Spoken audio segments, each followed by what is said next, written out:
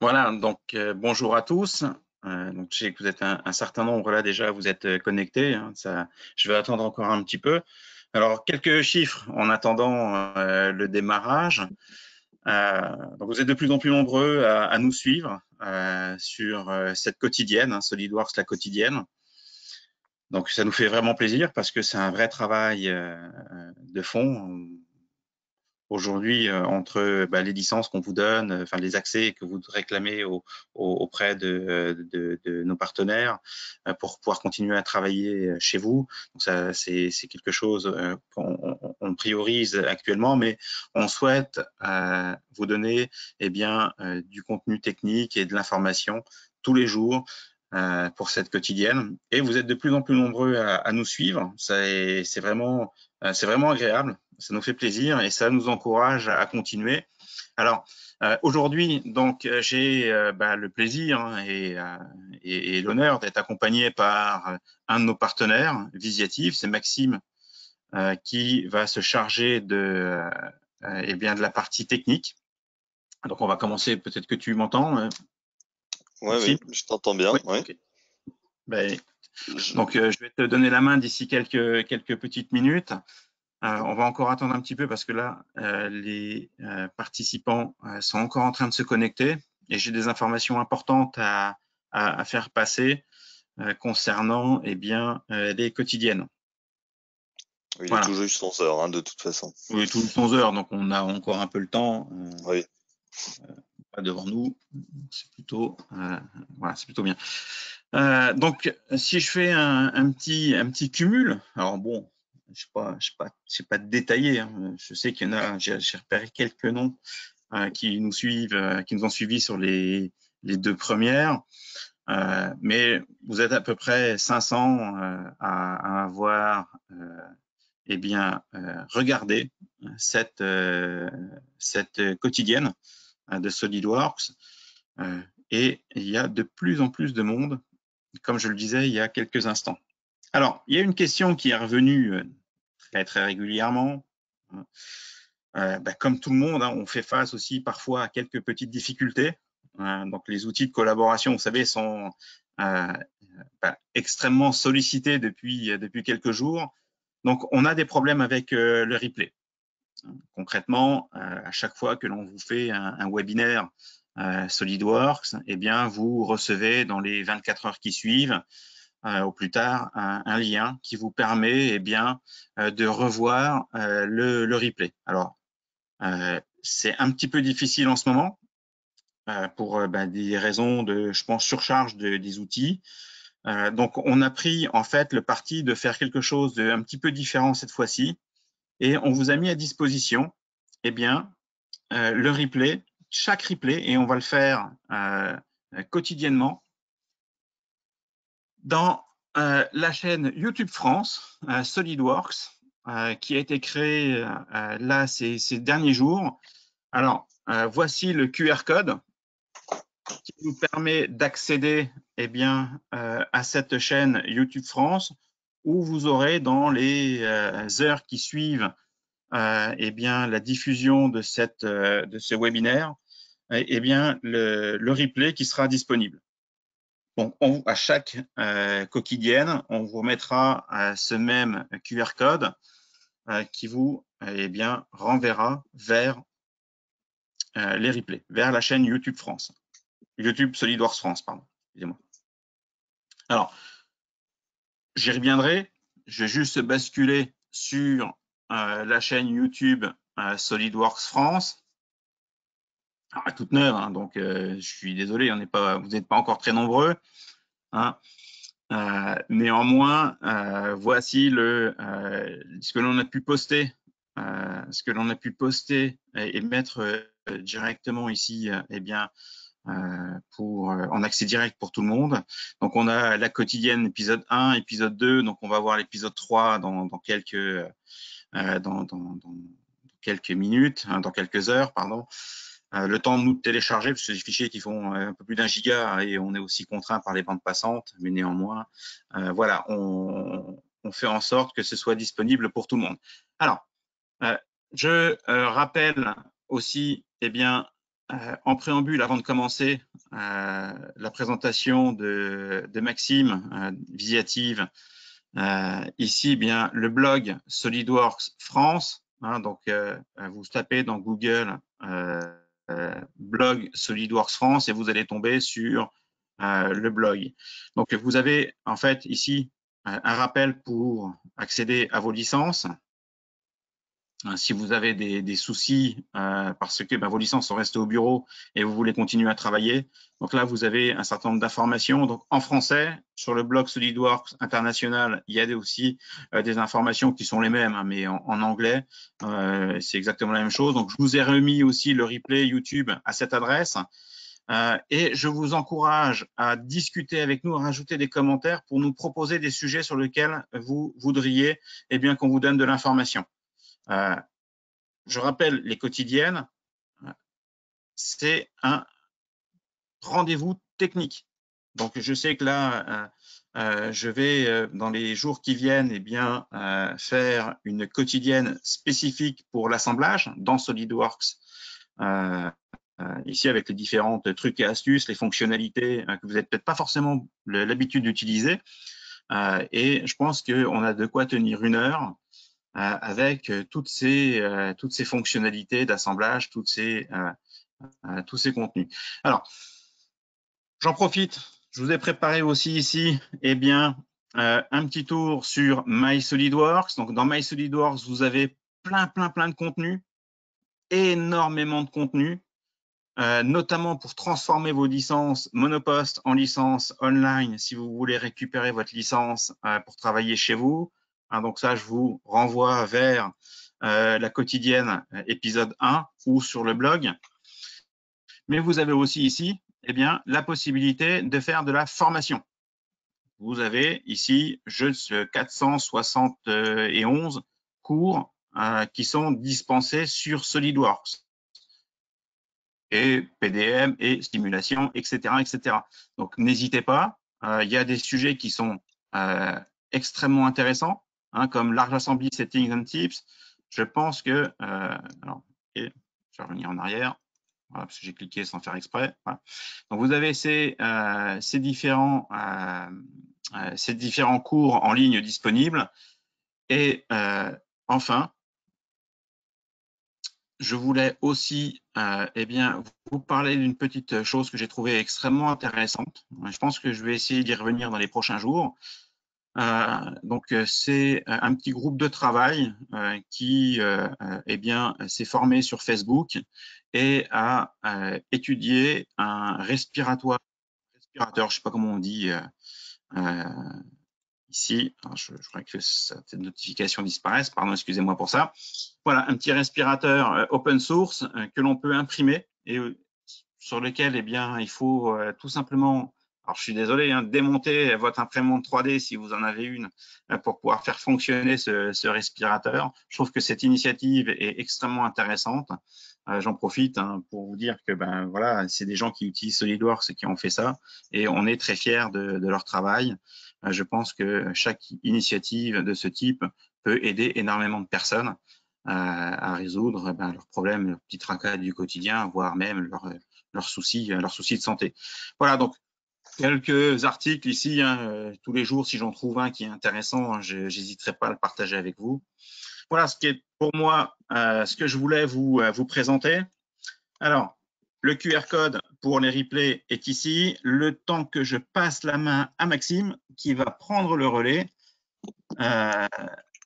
pour la présentation de SolidWorks 2020, les nouveautés.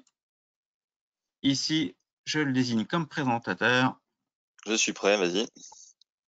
Voilà, impeccable, Maxime. Là, vous devriez voir mon écran à partir de maintenant. C'est à moi de jouer. C'est tout bon? C'est parti. Parfait. Bon, bien, bonjour à tous. Je vais commencer par me présenter quand même. Donc, Maxime Casier.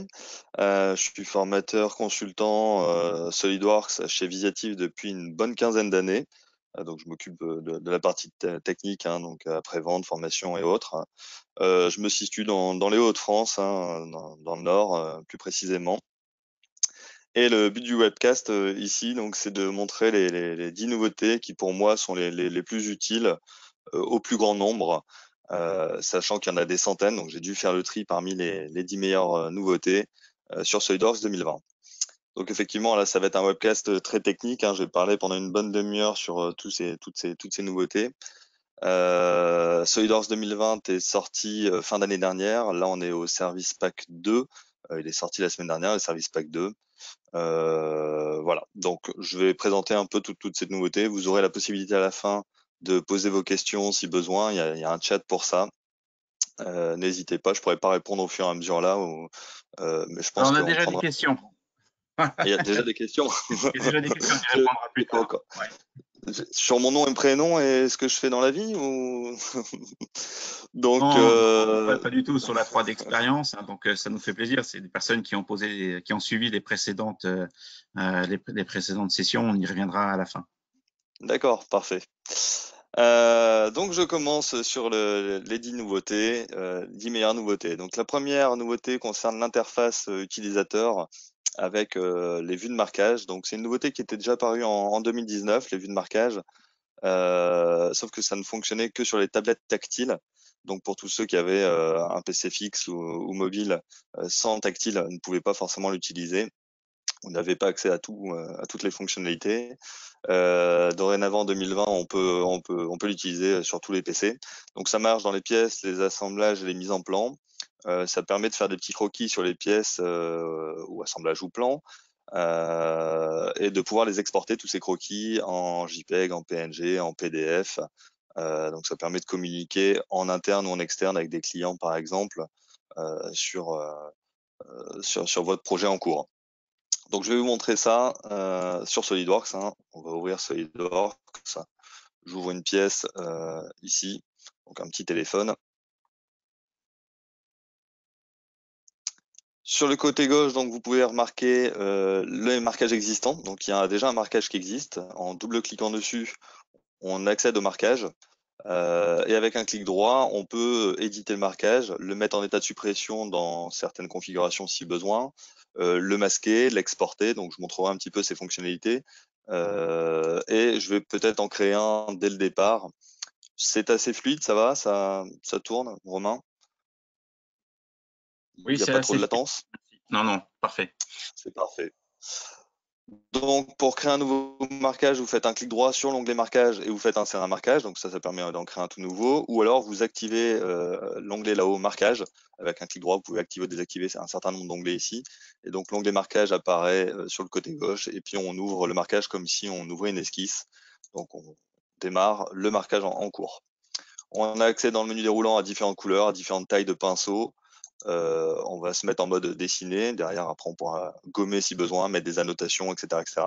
Et donc après, il suffit sur l'écran de venir dessiner ici, par exemple, montrer des flèches pour la partie bouton, entourer des choses, etc.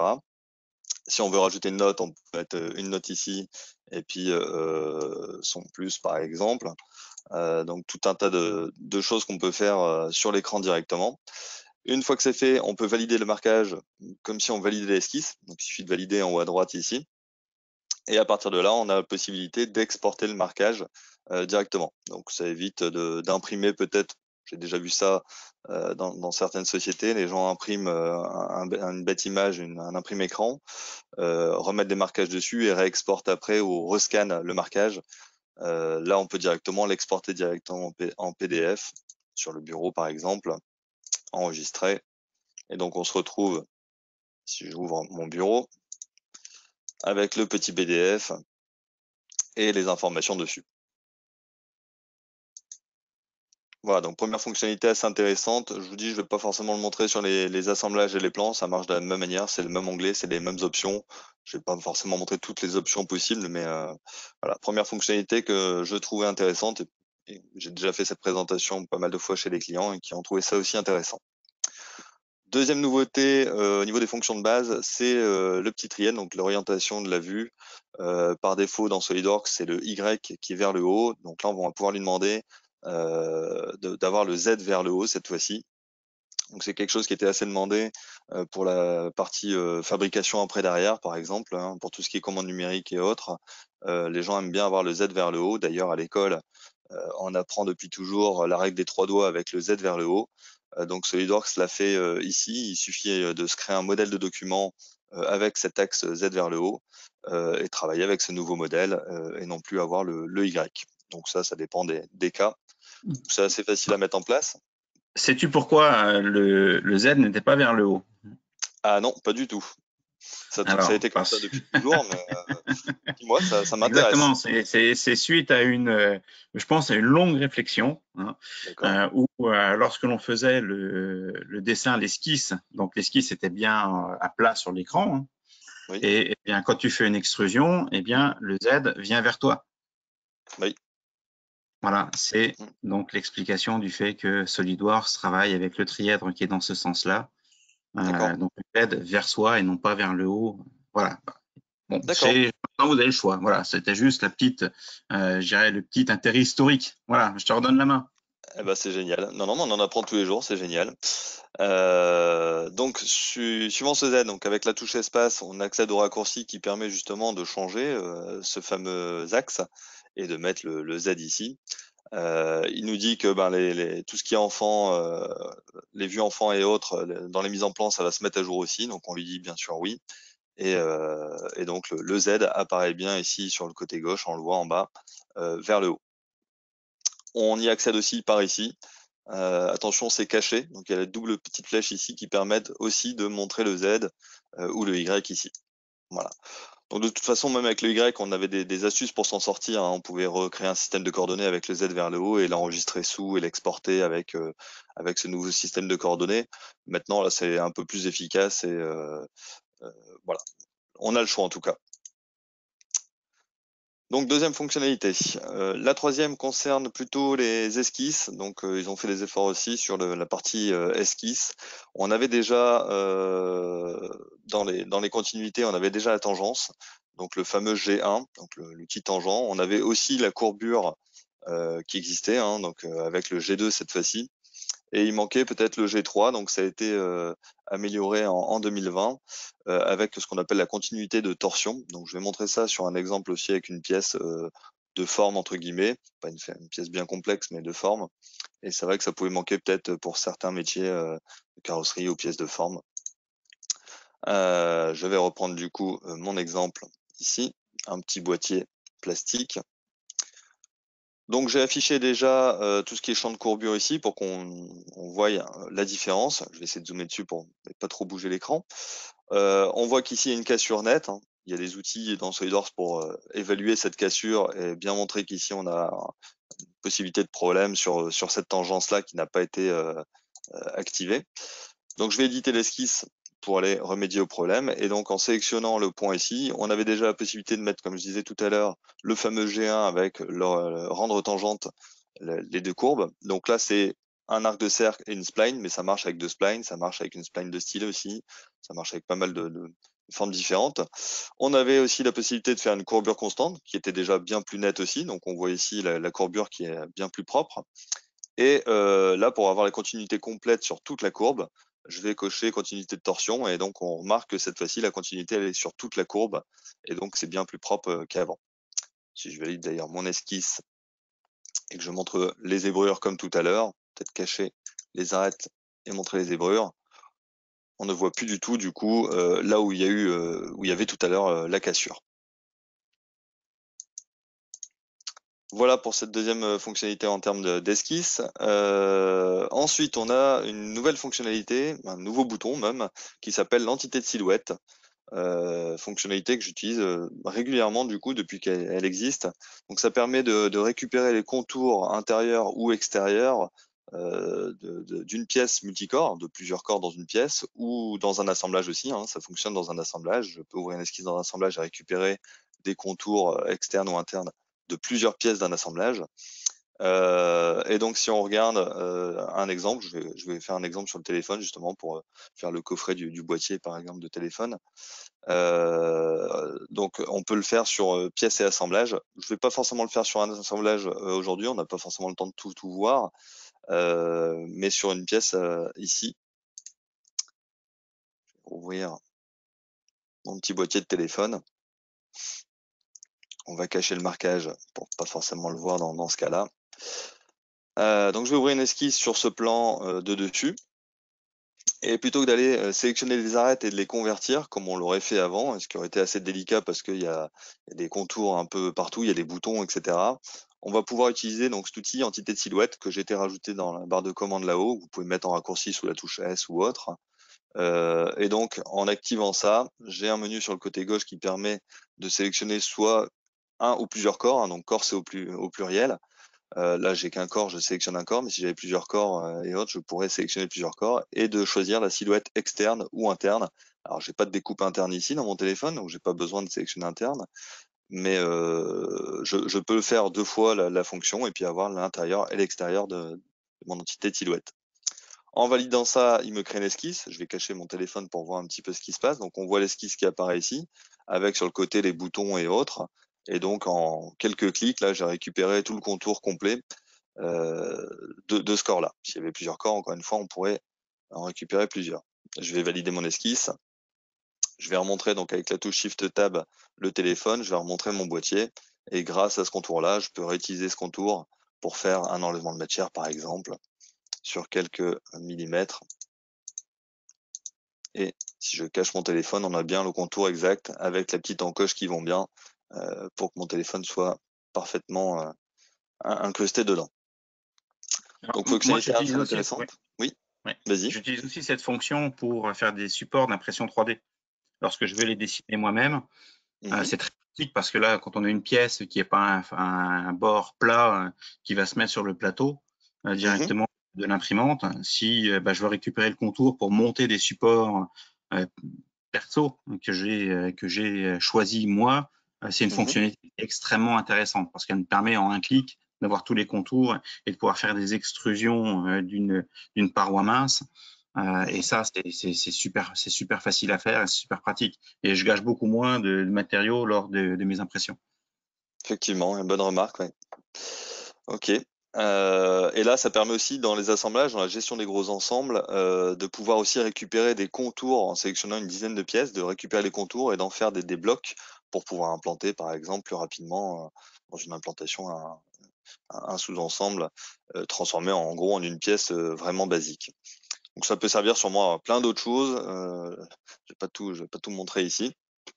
Voilà, donc pour la partie esquisse, de belles nouveautés qui, je pense, sont utiles. Le fameux système de structure, donc pareil, hein, c'est sorti l'année dernière déjà, hein, le système de structure. Donc cette année, ils ont amélioré les choses pour pouvoir compléter un petit peu ce système, compléter quelques manques. Il y aura un webcast la semaine prochaine sur ce système de structure. Je pense qu'il a été validé hier, hein, Romain. Donc du coup, C'est un ça. collègue fera une démo complète peut-être de ce système-là, système de structure. Donc moi, ce que je vais montrer sur cette partie, c'est que les nouveautés, hein. Il y a 3-4 grosses nouveautés là-dessus, très intéressantes. Donc la première, c'est une nouveauté qui permet de créer des poutres par rapport à des points d'esquisse. Il y a déjà des clients qui sont servis, ils importent un DXF avec un plan d'atelier ou autre, et ils ont juste à monter quelques poutres, quelques IPE à droite à gauche, donc sans devoir faire des esquisses 3D et de faire certaines choses assez lourdes. Il suffit de cliquer sur quelques points et ça permet de créer des poutres. Donc je vais le montrer, hein, je vais ouvrir mon SolidWorks après, vous inquiétez pas pour montrer ça. On peut répéter aussi le système de structure complet, mais non pas répéter corps par corps. On va pouvoir sélectionner le système complet et le répéter, donc ce qui est bien plus rapide, ce qui se met mieux à jour derrière, etc. Et on a aussi des options d'ajustement pour découper des corps les uns par rapport aux autres. Donc je vais lancer ce système-là. Je vous dis, je vous montre que les nouveautés. Il y a de la matière à faire derrière s'il faut pour la semaine prochaine. Alors, je prends cette pièce-là qui contient déjà un axe et puis certains plans dessus, hein. Et je vais me baser sur ça pour pouvoir faire mon modèle. Donc je ne vais dessiner aucune autre esquisse ou autre, pas d'esquisse de déni 3D pour pouvoir créer mon système de structure. Donc le système de structure, pareil, soit vous rajoutez votre onglet, il y a un onglet spécifique système de structure ici, qui permet d'aller rajouter l'onglet où il n'y a que ces fonctions-là. Moi, j'ai préféré les mettre dans le mécano soudé, puisque ça ressemble un petit peu à tout ce qui est mécano soudé. Donc j'ai été rajouter au bout ici le fameux système de structure. Donc on le lance comme si on ouvrait une esquisse, hein. Donc on coche système de structure ici, on a la possibilité de valider le système ou d'annuler en haut à droite, un peu comme une fonction ou une esquisse. Et puis la première étape, de toute façon, tout est grisé à côté, c'est de faire ce qu'on appelle des éléments primaires. Donc on a une bibliothèque de profils ici accessible, hein. C'est les mêmes profils que vos profils de mécano soudé. Donc on peut aller les rechercher parmi la liste existante de vos profils à vous. Je vais prendre un IPE, on va mettre du costaud, on va mettre du 600. Et il reste plus qu'à sélectionner certaines choses. Donc là, la première nouveauté, c'était cette possibilité de sélectionner des points dans une esquisse pour créer ces profils-là, ce fameux IPE. Donc si je viens cliquer sur ce point-là, et puis tant qu'à faire, j'ai plusieurs points, je peux en sélectionner plusieurs. Je peux soit lui donner une valeur à la main en lui disant, voilà, je veux 2 poutres de 400, et donc il part de ce point-là. On peut inverser la direction s'il y a besoin ici avec la double flèche, et puis il monte là-haut avec une valeur de 400.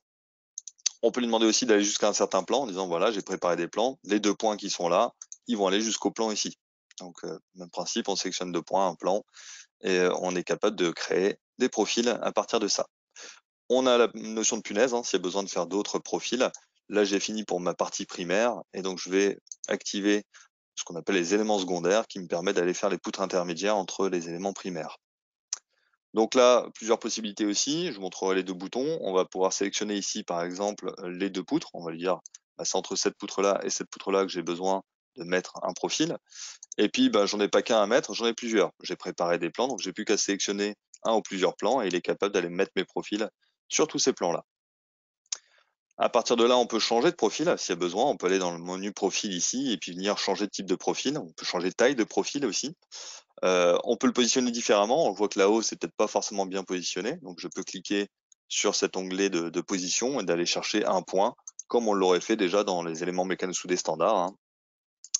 Et du coup, ici, on voit que c'est positionné correctement sur la partie haute. On a la notion de punaise. Donc, si on veut le valider ici, on peut déjà valider ces éléments-là et repartir dans éléments pour aller recréer d'autres éléments. Donc là, j'avais fait par rapport à un plan. Là, je vais faire par rapport juste à 2 éléments. Donc, je vais sélectionner le premier ici et le deuxième ici en bas. Et donc là, je vais lui demander d'avoir une poutre entre les deux. Je vais montrer ici profil pour pouvoir tourner l'angle, hein. Je n'avais pas montré cette option-là. On peut faire une rotation, bien sûr, du profil à 90, par exemple, ici.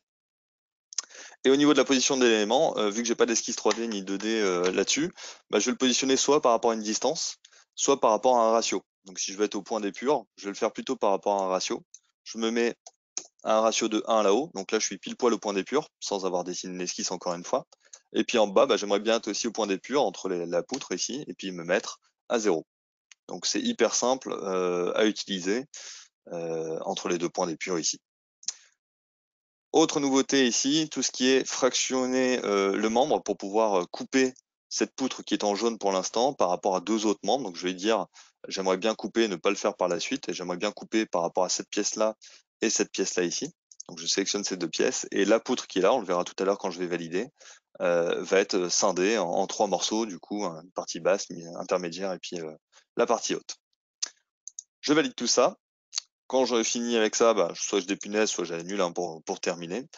Je peux cliquer après sur chaque poutre, hein. On voit qu'en cliquant sur une poutre, j'ai accès à des éléments, donc je pourrais changer son type de profil, je pourrais la supprimer, je pourrais faire plein de choses sur cette poutre-là.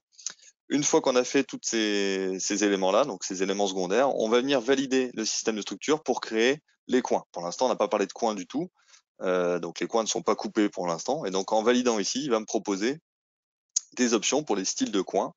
Les options qui ressemblent encore une fois à tout ce qui est ajustement dans le mécano soudé. Donc on va pouvoir ici ajuster de différentes manières, hein, jusqu'à un plan, jusqu'à un corps, lui demander de couper, pas couper, aller à travers tout, prolonger la découpe s'il faut ou pas, mettre des jeux si besoin. Donc ça, c'est pour tout ce qui est élément coupe simple.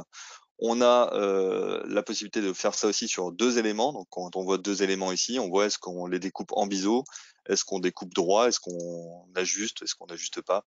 Plusieurs options.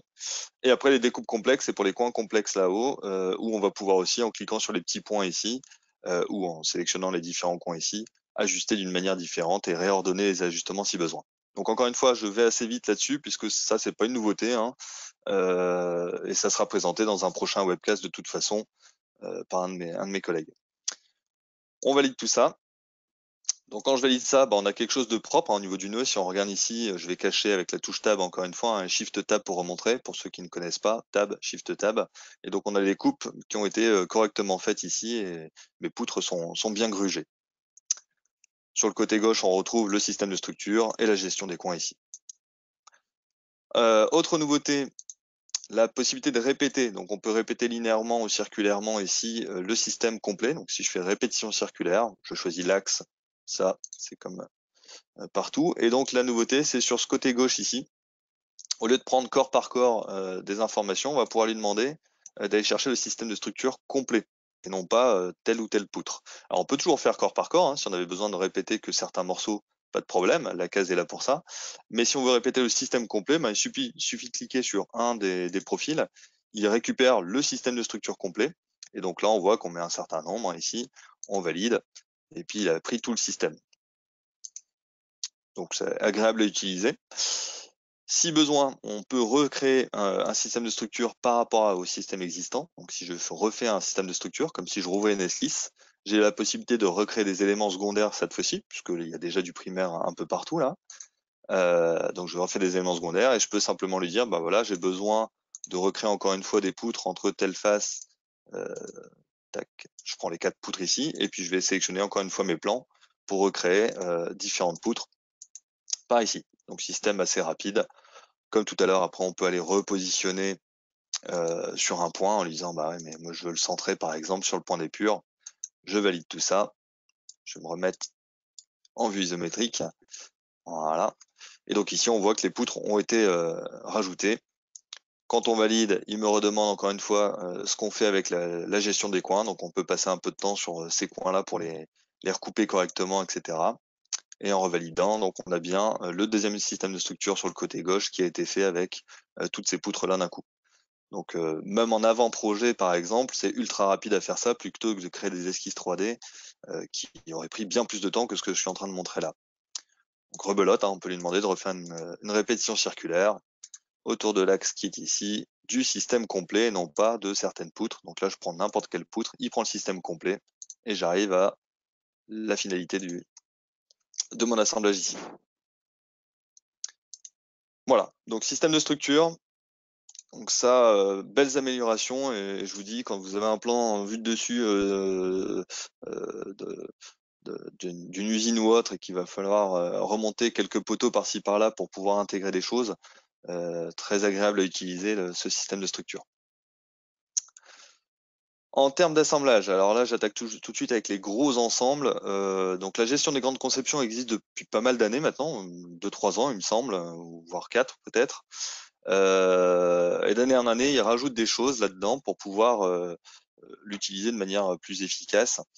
Donc il manquait par exemple, par rapport aux autres années, il manquait la possibilité de répéter ou d'éditer les répétitions des composants. Quand on avait répété des composants, si on ouvrait dans ce mode-là, on ne pouvait pas l'éditer ou on ne pouvait pas recréer de répétition. Tout ce qui était contrainte par rapport à des géométries de référence, on ne voyait pas les géométries de référence des pièces et des assemblages, donc on ne pouvait pas contraindre par rapport à ces géométries de référence. Et tout ce qui est copier, coller, touche tab pour masquer ou afficher. Donc tout ça, on ne savait pas le faire et maintenant, ce n'est plus le cas. Donc je vais essayer de montrer ça aussi sur un assemblage. Je vais fermer un petit peu toutes mes pièces d'ouvertes là. Et je vais rouvrir mon assemblage. Donc c'est l'assemblage d'une petite usine.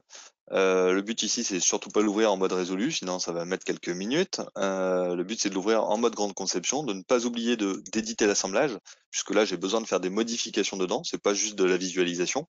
Donc on passe en mode édition. Si on a oublié de le faire, on peut le faire après coup si besoin. Il y a un outil pour pouvoir repasser en mode édition, mais si on peut le faire directement ici, et on l'ouvre. Donc là, il me reprécise que je suis en train d'ouvrir en mode grande conception. Il y a un bouton ne plus afficher si besoin, puis ça m'explique ce qu'on peut faire dans ce mode-là. Donc je l'ouvre. Ça aurait mis bien plus de temps à ouvrir si je l'avais ouvert avec un mode allégé ou autre. Il y a plein de modes d'ouverture. Là, c'est quasiment instantané. Donc on a un mode qui est plutôt graphique. C'est un peu comme si on l'avait ouvert dans eDrawing. Et on peut travailler dedans. Donc c'est là où c'est agréable, c'est qu'on peut travailler. Si vous regardez là où je vais essayer de zoomer, Si vous regardez là-haut, vous pouvez insérer des composants, mettre des contraintes, faire des répétitions, faire des petits parcours virtuels si besoin, mesurer, faire coupe. Juste avec ces 4-5 outils-là, c'est ce qu'on utilise à 90% du temps dans les assemblages. Donc du coup, ce mode-là est assez intéressant. Donc ils ont rajouté, je vous dis, cette notion de répétition par exemple. On a accès aux pièces, aux sous-ensembles, etc. Donc si on ouvre le sol par exemple, on voit les plans de base maintenant ici, et on voit les contraintes qui sont liées au sol. Donc tout ce qui est contraintes standard, distance, coïncidence, on y a accès ici. On peut les éditer si besoin et en rajouter. Si on regarde une autre pièce, même principe, hein, on a accès aux différents plans, aux plans de base et aux plans aussi qu'on aurait pu créer en plus dans ces pièces-là, par exemple, et les différentes contraintes. Donc en termes de contraintes, pareil, si je vais dans le menu contraintes ici, j'ai accès aux coïncidences, donc à quasiment toutes les contraintes, sauf les contraintes un peu exhaustives ici, comme tout ce qui est engrenage, pignon crémaillère et autres. Bien sûr, on n'y a pas forcément accès, mais c'est pas forcément utile pour ces plans d'implantation, par exemple. Donc première nouveauté tout en bas, c'est de pouvoir éditer les répétitions. Donc si j'édite la répétition des bacs ici en bas, on a accès à cette répétition-là, et donc on peut venir changer le nombre et dire que j'en ai besoin plus que de 4 par exemple, ou en rajouter un si besoin, etc. Donc là, on a accès aux répétitions, on peut en créer des nouvelles aussi, donc on peut éditer ou rajouter des répétitions dans ce mode-là, tout en n'ayant pas chargé grand-chose entre guillemets. On peut faire des copier-coller, donc si j'ai besoin d'un camion supplémentaire, j'appuie sur CTRL, je fais glisser le camion, et directement j'ai la possibilité de le recontraindre derrière en lui disant voilà, moi j'aimerais bien mettre le camion sur le sol, je vais zoomer sur la partie du pneu, donc j'ai accès aussi à ce menu qu'on verra tout à l'heure d'ailleurs, les contraintes rapides ici pour pouvoir mettre une coïncidence entre les deux. Je zoome au mieux. Et puis je vais aller déplacer mon camion. Il s'est mis où? Il s'est mis là-bas. Donc je peux le faire glisser ici et le déplacer, le faire tourner, etc. Comme si on était dans un assemblage standard. Le camion apparaît d'ailleurs ici en bas. Alors on ne peut pas modifier les pièces dans ce mode-là. Par contre, à tout moment, il est possible d'ouvrir le camion par exemple, rajouter des modifications derrière et que ça puisse se mettre à jour dans ce mode-là. Les enregistrements aussi sont ultra rapides puisqu'il n'enregistre que la partie graphique entre guillemets et les 2-3 contraintes qu'on aurait pu rajouter, mais il n'a pas besoin de reconstruire la totalité. Donc du coup, les temps d'enregistrement sont très très rapides aussi par rapport à si on l'avait ouvert en mode normal ou allégé. Je suis en train de réfléchir à ce que j'aurais pu oublier. Qu'est-ce que j'avais dit qu'il y avait d'autres comme nouveautés? Donc créer, modifier les répétitions, ouais. Copier-coller, j'ai montré, hein. La touche tabulation, et donc s'il y a besoin de cacher des choses, on peut avec tab cacher, remontrer. Donc ce mode-là apparaît depuis pas mal de temps, et donc on peut rester appuyé aussi sur Shift Tab pour remontrer un peu la charpente par exemple ici directement. Voilà, donc belle amélioration, et puis au final, pour moi, on peut commencer à travailler de manière très régulière dans ce mode-là et on n'a pas forcément besoin d'ouvrir à chaque fois l'ensemble et de reconstruire l'assemblage complet. Juste oui, il y a peut-être une nouveauté aussi, juste sur cette partie-là dans les options, avant que j'oublie, dans le mode assemblage, ça doit être nouveau aussi, la possibilité de vérifier et de mettre à jour automatiquement les composants dans le mode grande conception. Donc ça, c'est justement si on avait ouvert la pièce à part et qu'on fait des modifs dessus, on peut lui dire automatiquement, me le demande même pas, mets à jour mon assemblage complet. Et puis on peut ouvrir le mode grande conception aussi depuis pas mal de temps à partir d'un certain nombre. Donc on peut lui dire écoute, à partir de 1000, ça devient costaud là, ouvre-le-moi dans ce mode-là parce que j'ai juste souvent de l'implantation à faire et j'ai pas d'édition de pièces à faire dans cet assemblage-là.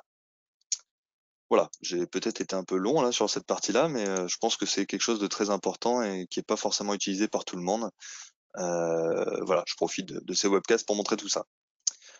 En termes d'assemblage, toujours, donc il y a eu pas mal de choses en assemblage cette année.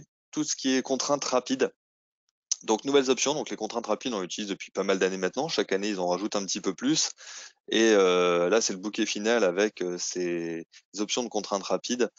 Par exemple, quand on mettait une rainure ici, quand on validait la rainure en contrainte rapide, on n'avait pas accès aux options de pouvoir libérer la pièce sur la rainure, de la centrer ou autre.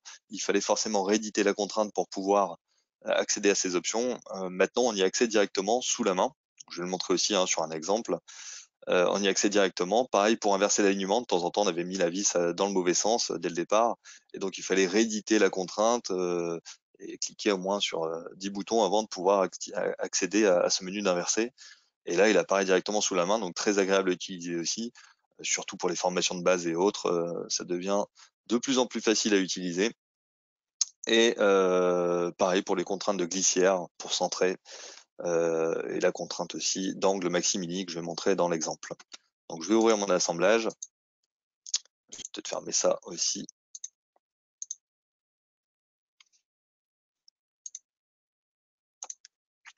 Alors l'assemblage sur lequel je veux montrer ça est ici. On va aller vite, il y a une vingtaine de pièces. Voilà. Donc ici, si je prends l'arête qu'il a par exemple et la face kit ici, donc j'ai la possibilité de mettre cette contrainte que j'appelais moi contrainte magique, qui permet en une contrainte de mettre 3 contraintes ici. Donc contrainte centre de profil, on va pouvoir bloquer la rotation par exemple, on va pouvoir valider ça directement, et puis il manquait quelque chose avant, c'est de pouvoir l'inverser quand on l'avait mal prépositionné. Donc soit on pensait à chaque fois bien positionner les pièces avant de les intégrer, soit maintenant j'ai ce tout petit bouton là qui apparaît qui permet d'inverser directement l'alignement des contraintes. J'appuie là-dessus, hop, ça se met à jour, le menu reste, donc si on s'est trompé, on peut recliquer dessus si besoin. Et puis dès que je m'éloigne avec l'icône et que je clique à côté par exemple, le menu disparaît et là j'ai ma pièce qui est bien positionnée. Idem ici, si je sélectionne cette arête là et cette face là, je vais pouvoir lui demander de mettre cette rainure ici. Donc ça existait déjà avant, pas de souci. On a maintenant la possibilité de centrer directement sur la rainure. Donc souvent c'était libre avant, c'était forcément libre, il me semble, ou centré, bon, bref.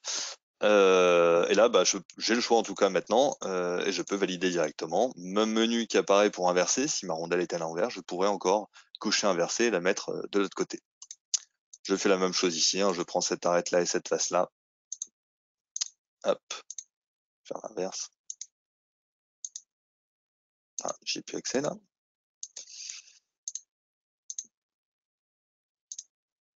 Ah, j'ai pas accès à mon menu. Si, il y a accès, un bug d'affichage là, qui permet donc même principe d'inverser, valider ici, et puis je réinverse ma direction pour positionner ma pièce correctement.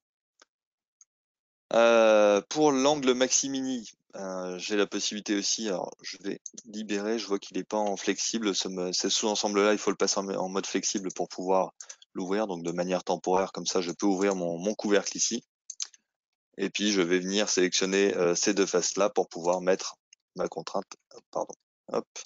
Donc ces deux faces-là pour pouvoir mettre ma contrainte d'angle. Donc on avait déjà les contraintes de distance et d'angle. Là, ils ont rajouté cette année, donc tout ce qui était limite distance et limite d'angle ici.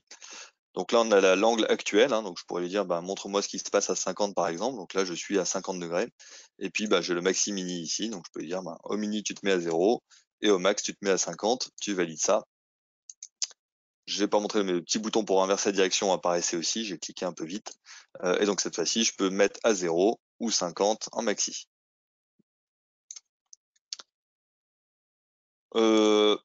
Petite chose aussi du coup, dans le mode affichage ici, le fil d'Ariane qu'on voit depuis tout à l'heure là, il apparaît là, donc c'est une de ces options d'affichage qui permet de montrer le fil d'Ariane sous le curseur directement, en sélectionnant une pièce ou une contrainte. On y a accès grâce à ces options-là. Donc je pense que c'est coché par défaut, mais peut-être pas la deuxième. Il me semble pas que la deuxième est cochée par défaut, donc n'hésitez pas à cocher les deux.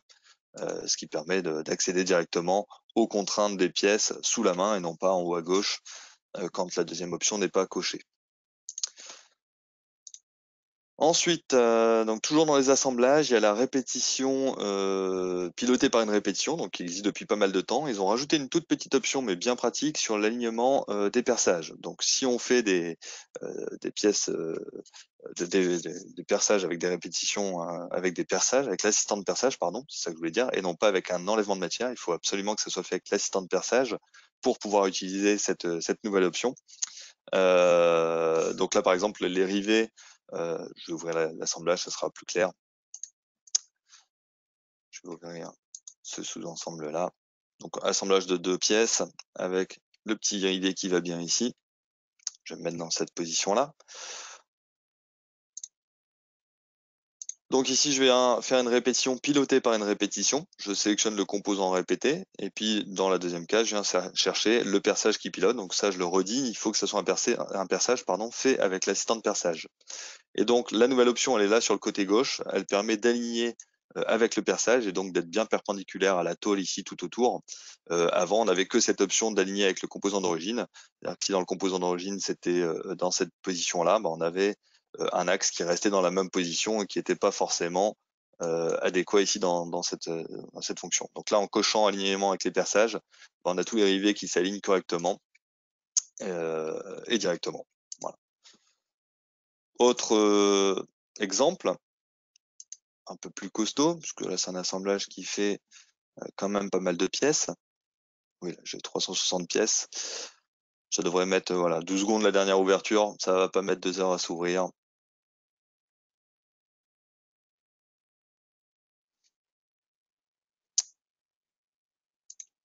Voilà qui est ouvert. Je vais ouvrir mon sous-ensemble ici pour vous montrer un petit peu à quoi ça ressemble.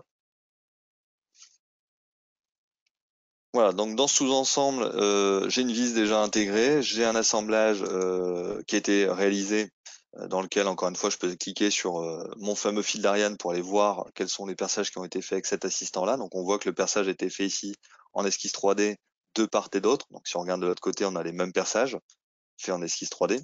Et donc là, je pouvais rester dans l'assemblage principal ici, secondaire ici. Je vais pouvoir répéter, piloter par une répétition de la même manière que tout à l'heure, sélectionner ma vis. Dans le deuxième onglet, sélectionner ici un des perçages. Alors malheureusement, on a mis la vis pas au bon endroit puisque c'était là-bas à l'origine. Le premier perçage qui a été fait, le premier point de perçage qui a été fait était de l'autre côté. Maintenant, on a la solution de cliquer sur position d'origine et de lui dire que l'origine, c'est celui-là. Tous les perçages se remettent correctement. Et donc, ce qui se passait avant, c'est que ici, aligné avec le composant, on était plutôt avec des vis qui apparaissaient comme ça, donc pas terrible ici au niveau de la position. Et donc, en cochant aligné avec les perçages, il reconnaît la face sur laquelle on a percé. Et donc, ici, on a le perçage les vis, qui se répètent correctement avec le bon alignement. Voilà qui est fait. Donc, nouveauté aussi assez intéressante, un gros gain de temps derrière par rapport aux répétitions. J'attaque maintenant sur les mises en plan. Je vais essayer d'aller un peu plus vite parce que je vois que l'heure elle tourne, je parle. Nouveauté donc sur les cotations en chaîne, donc très demandé, une des améliorations que j'avais fait aussi moi personnellement depuis quelques temps. Donc ils l'ont rajouté cette année en 2020, la fameuse cotation en chaîne avec pas mal de petites options et autres que je vais vous montrer. Donc je vais ouvrir un plan pour vous montrer ça. Voilà.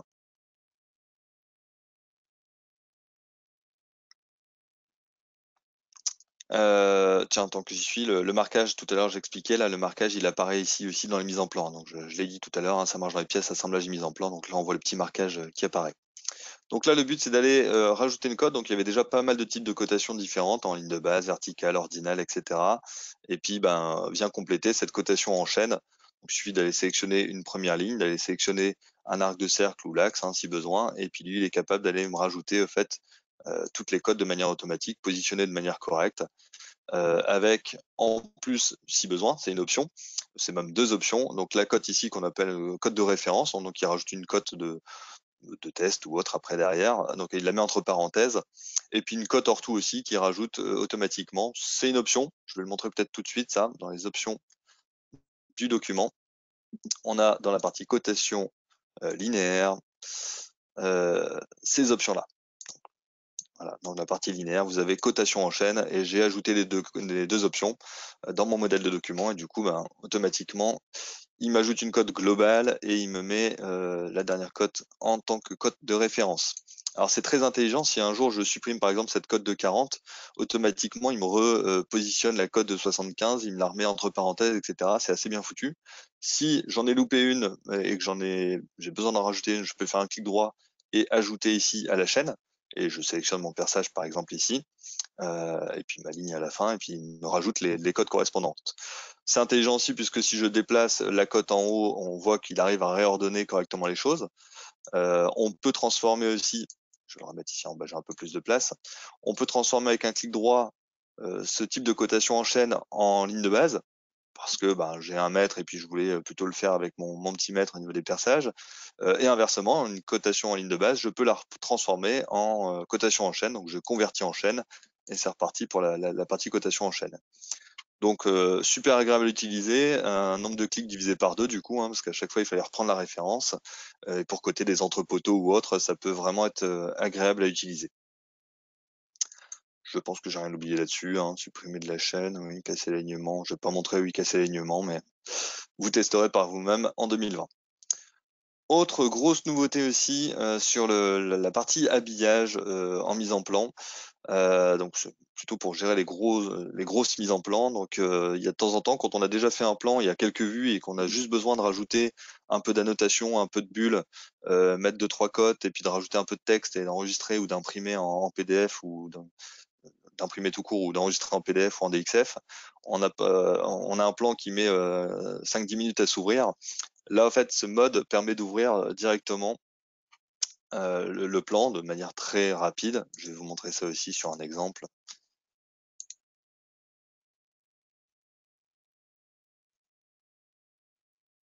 Donc même manipulation que tout à l'heure, je clique sur les doubles flèches ici, je l'ouvre pas en mode résolu mais en mode habillage. Donc on avait déjà le mode rapide, aperçu rapide, qui permettait juste de faire un aperçu, de visualiser le plan, mais là le mode habillage va un peu plus loin, va même beaucoup plus loin, puisqu'il permet de faire plein de choses, qui vous réexplique ici, mais je passe rapidement.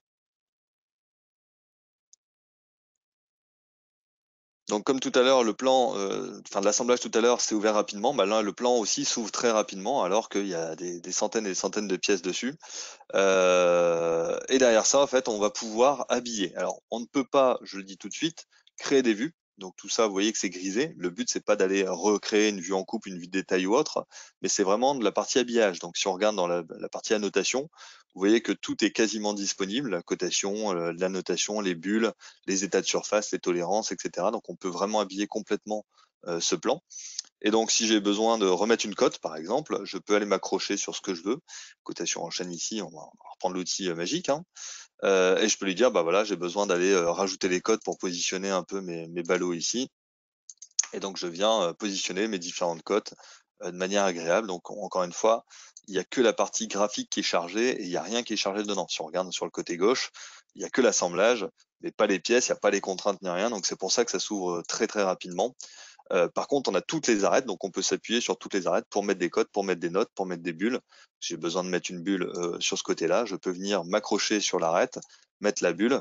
On a bien le numéro qui apparaît correctement, donc le 54. Si on va voir le 54 dans l'arbre ici, c'est bien la benne, et j'ai bien le bon numéro qui apparaît. Je peux mettre des notes, alors je vais pas montrer tout ce qu'on peut faire, mais on peut mettre des notes accrochées à quelque chose si besoin, par exemple, etc., etc. Qu'est-ce que j'ai oublié là-dedans? Voilà, nomenclature. Après, on peut créer des tables. Alors, on peut pas créer une nomenclature, il faut que la nomenclature existe déjà. Par contre, ici, on peut recréer des tables générales, créer des tables de révision, faire des petits nuages de révision, etc. Même principe que dans l'assemblage, si j'enregistre ça, c'est très rapide à enregistrer puisque il n'y a pas grand-chose entre guillemets qui a changé. Lui, il va pas recharger toutes les pièces de l'assemblage et autres. Il ne va charger juste que la partie graphique qu'on voit ici. Et pour exporter en PDF ou en DXF, on peut le faire aussi directement ici. Donc je lui dis, tu exportes sans résoudre. Donc c'est marqué que c'est plus rapide, sans résoudre. Et donc lui, il va aller juste choper les différentes arêtes et les exporter en PDF ou en DXF. Donc, je me mets en PDF ici, je peux l'afficher après coup. Et donc là, pour faire des PDF comme ça où il y a beaucoup d'arêtes, je ne sais pas si vous avez vu, il y a beaucoup d'arêtes et autres, ça mettait un certain temps et même des fois c'était très long. Là, on voit que le PDF est de très bonne qualité. Si on zoome dessus, on a des traits fins et autres, très bonne qualité, et ça s'est fait en quelques secondes plutôt qu'une minute ou deux si on n'était pas dans ce mode-là. Donc l'export pour moi a l'air beaucoup plus rapide que si on le faisait pas dans ce mode-là. Pareil pour l'impression, ici on a un mode imprimé, donc on pourrait imprimer, voilà.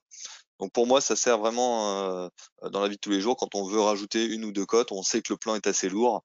Voilà, il y a pas besoin de l'ouvrir et de tout charger complètement. On ouvre, on rajoute les 2-3 cotes qui manquent et on enregistre tout ça et on imprime, on exporte si besoin. Voilà pour la partie habillage et mise en plan. Est-ce que j'ai un peu le temps encore pour parler juste un petit bout d'e-drawing? Romain? Oui? Oui, bien sûr, bien sûr, bien sûr. super. Non, mais je voulais pas prendre Moi, ça trop de temps non m'intéresse, plus. donc vas-y, hein. Toi, ça t'intéresse, bah, c'est le principal. Donc là, c'est juste pour parler de quelque chose qui était en bêta l'année dernière, hein, la VR. Donc dans Hydrowing, on pouvait l'année dernière en bêta ouvrir les fichiers pièces assemblage de SolidWorks. Là, maintenant, c'est plus en bêta, c'est en direct avec le fichier ouvrir. Je vais le montrer dans Hydrowing. Et donc avec un casque ou sans casque d'ailleurs, même si vous n'avez pas de casque, vous pouvez quand même au moins l'ouvrir et aller voir l'intérieur de vos pièces ou de vos assemblages. Mais avec le casque, c'est bien plus intuitif et on peut déplacer des pièces, donc sélectionner des pièces, les déplacer, les poser par terre, cacher des pièces, rentrer vraiment à l'intérieur. On a déjà fait des tests avec des clients et autres, ça marche super bien, c'est très fluide. Hydrowing a été vraiment amélioré là-dessus depuis 2-3 ans. Hein. SolidWorks travaille sur la fluidité dans Hydrowing. Et donc là, ça marche de manière assez miraculeuse parce qu'il n'y a pas besoin d'exporter ou quoi que ce soit. On ouvre directement dans Hydrowing le fichier en question. Donc je vais rouvrir Hydrowing pour vous montrer ça. Voilà, donc dans les modes d'ouverture, vous avez ouvrir tout court, comme depuis toujours, hein, ou ouvrir dans VR. Donc c'est ça qui a été rajouté. On va ouvrir un assemblage qui est assez costaud. Il y a plusieurs milliers de pièces sur cet assemblage-là et vous allez voir que ça va s'ouvrir relativement vite. Voilà. Donc on accède à l'assemblage avec un super paysage derrière. On peut venir zoomer, dézoomer dessus avec la souris, donc c'est ce que j'expliquais tout à l'heure. Oui, avec le casque, c'est quand même mieux, mais rien que ça peut déjà être sympa de pouvoir visualiser. Je vais montrer qu'on peut rentrer à l'intérieur après. Donc on peut changer le fond en disant bah moi je veux plutôt mettre ça dans une usine par exemple, et puis le sol galvanisé, je vais plutôt mettre le sol d'une usine. C'est un peu sombre, on va pouvoir changer la luminosité pour lui demander un peu plus de lumière par exemple. L'échelle du sol aussi, j'ai pas montré qu'on pouvait le changer, mais c'est possible. Fondu d'horizon, c'est surtout quand on a un horizon, donc là il n'y a pas d'intérêt. Les ombres ici, je peux les garder puisque même sur les gros ensembles, ça marche super bien. Donc on voit des petites ombres qui apparaissent. Tout ce qui est rendu et autres, je n'ai rien fait dans SolidWorks de spécial. Les reflets, tout ça, sont faits par rapport à l'usine qu'il y a derrière, et donc c'est assez propre aussi, même si vous n'avez pas fait de rendu dans SolidWorks, vous récupérez au moins les couleurs, et SolidWorks se charge de faire le reste ici pour faire un rendu assez sympa. Donc comme je disais tout à l'heure, si vous avez le casque, vous pouvez accéder à des commandes hein, qui sont livrées avec le casque ici. Et vous pouvez sélectionner des pièces, les déplacer, les poser par terre et les replacer après derrière, etc. Donc, si vous avez la chance d'avoir ce casque-là, ça peut être intéressant. Et une fois que vous avez mis en place tout ça, bah, vous avez le bouton lecture. Alors, j'ai pas de casque connecté ici à la maison, donc je ne peux pas. Mais ici, c'est noté impossible de lancer la VR. Mais par contre, je peux quand même aller zoomer à l'intérieur et visualiser mon assemblage de l'intérieur. Peut-être prendre juste des captures d'écran. Donc, on voit encore une fois cette notion de reflet et autres assez propre et bien pratique. Et donc on peut aller à l'intérieur, zoomer et puis voyager en gros dans votre assemblage. Donc c'est vraiment bien foutu. Je trouve ça très propre et je voulais finir la session avec ça. Donc n'hésitez pas à ouvrir en VR. Il y a juste de petites options pour changer le fond. Vous pouvez mettre votre propre fond, hein, image 360 ou un JPEG. Vous avez un bouton parcourir pour faire ça. Et le sol aussi peut être modifié si besoin. Si vous voulez mettre votre carrelage de chez vous, vous pouvez aller dans parcourir et mettre votre propre carrelage. Voilà, donc pour moi j'ai terminé cette session. Je ne sais pas s'il y a des questions, on va me le dire assez rapidement. Merci Maxime. Bah, j'attends le retour de Marilyn. En tout cas, c'était vraiment très très bien. Je te Peut-être un remercie. peu rapide, je suis désolé, mais il fallait que je fasse vite, mais il En y a une plein de... heure, en une heure, c'est pas effectivement, c'est pas ce qu'il y a de plus simple. Voilà. Mais bon, au moins Euh, j'espère que ça a plu. alors les questions, oui, il y a quelques questions. Donc il y a une question qui a été répondue en direct, c'est concernant la gestion des profils dans les systèmes de structure. Oui. Voilà, donc comment est-ce que pourquoi je ne vois pas mes profils standards de la mécanosoudure en fait dans les systèmes de structure. Mhm. J'ai Marilyn qui me dit qu'elle Je a dois y répondre répondu, mais vas-y. ou pas? Oui, bah, si tu veux rajouter quelque chose, je sais pas, oui. Les profils, oui, donc c'est les mêmes profils que ceux qu'on utilise en construction soudée. Par contre, il faut bien que ce soit les profils faits en famille de pièces ou en configuration, et non pas les profils de l'époque, entre guillemets, hein, puisque depuis depuis un certain temps. Je ne saurais plus dire exactement, je crois que c'est 2014, il me semble. Mais depuis ouais, 5-6 ans au moins, on peut faire les profils en famille de pièces et donc il faut que ça soit ces profils-là qui soient utilisés. Oui. Exactement. Alors, une autre question, est-ce que la 3D expérience fonctionne avec SolidWorks 2014? Alors, là, je te laisse peut-être répondre. ouais, Ouais. je vais répondre. Alors oui, Vas-y. 3D Drive forcément fonctionne avec SolidWorks 2014. Donc si vous avez créé votre 3D Experience ID, effectivement tout ça, ça va fonctionner. Après, en ce qui concerne la deuxième partie, donc si vous regardez le replay d'hier sur la chaîne YouTube, ben, là effectivement, vous ne pouvez pas installer, le complément Marketplace Part Supply, tout simplement parce qu'il faut avoir une version SolidWorks à partir de 2017 pour que ce soit compatible. Donc, vous pouvez enregistrer vos fichiers SolidWorks 2014 via le client Windows ou en faisant des glisser-déposer depuis un navigateur Internet dans 3D Drive, ça fonctionnera et ça sera considéré comme un fichier à la limite format neutre. Donc ça, effectivement, vous pourrez échanger avec des collègues, avec des sous-traitants, avec qui vous voulez vos fichiers. Par contre, vous ne pourrez pas avoir l'accès direct dans l'interface SolidWorks comme je l'ai fait hier. Donc la version est un peu ancienne. Je suis désolé. Donc j'ai pas d'autres questions.